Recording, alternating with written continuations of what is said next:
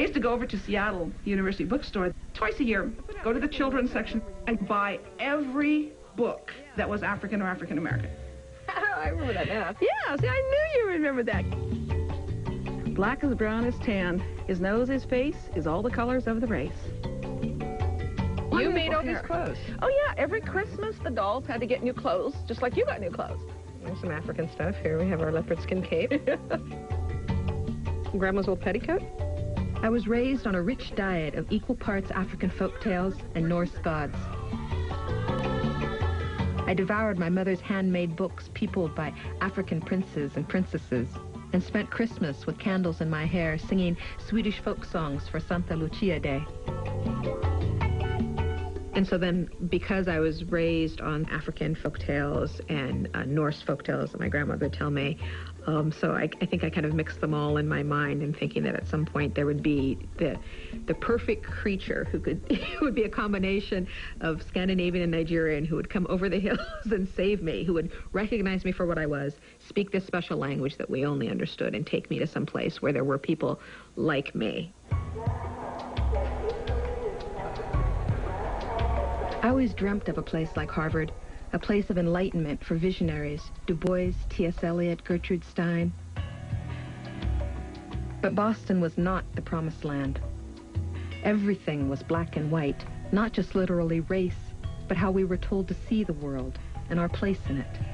And blackness was suddenly a matter of life and death, determining things like where to get off the subway without receiving a baseball bat to the head.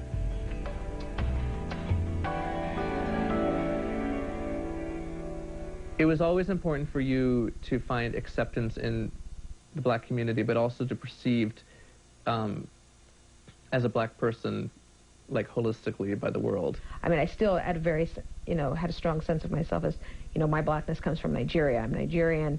That's not the same as African American.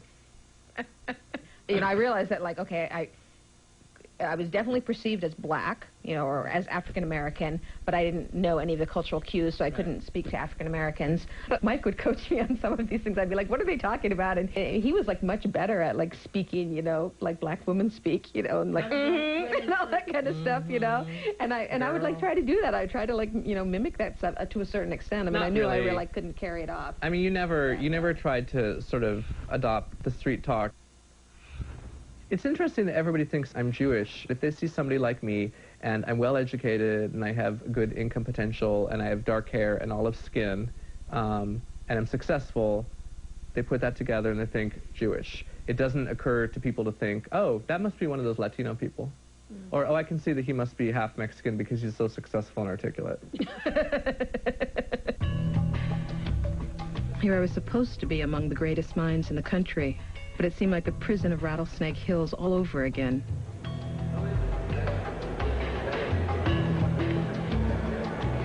So I did something my family of migrants and immigrants has always done.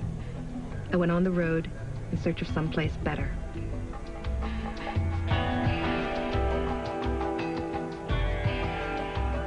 I think I ordained as a nun as a rejection of all that external stuff projected onto me. I had to strip away everything in order to rebuild myself from the inside out.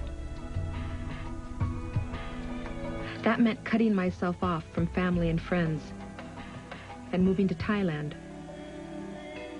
There, in the forest halfway around the world, I joined Buddhist nuns learning to renounce their egos.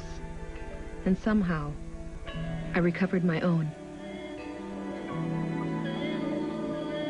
But of course, eventually I would have to face my biggest fear and longing and find